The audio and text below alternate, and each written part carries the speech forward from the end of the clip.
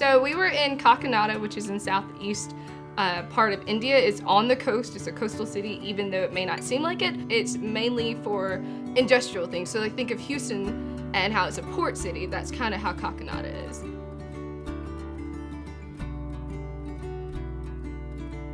So when we got to India, I really thought I was going to be prepared because I've seen poverty before and I'd read a lot about India, and so I thought that I was going to be really prepared for what we would see. And then we get there and you see all these people and you can feel their desperation.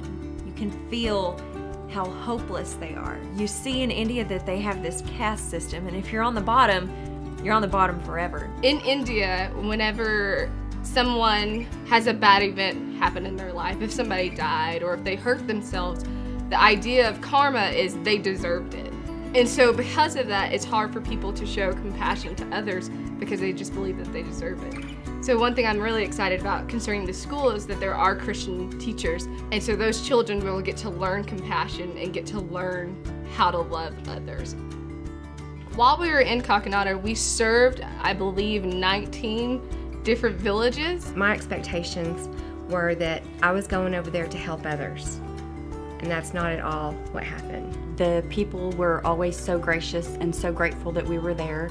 They always made sure that they tried to give us something for us spending the time to come out there with them. Every time we entered a new village, they treated us like we were rock stars, but I was the one that left with all the gifts, with all the blessings. We also went out and did women's conferences, and we were told that that was the first time the women had actually really been ministered to.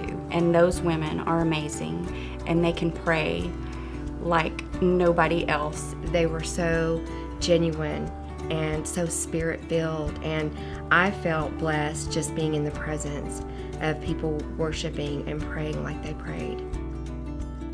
I love what Aim4India is doing there because they're building this school realizing that an education is the only hope that these kids are going to have. Not only will they get an education there, but they're going to realize that they have worth and that they have value and that they're loved and that there is a hope, that there is hope for a future, because that's what Jesus gives all of us.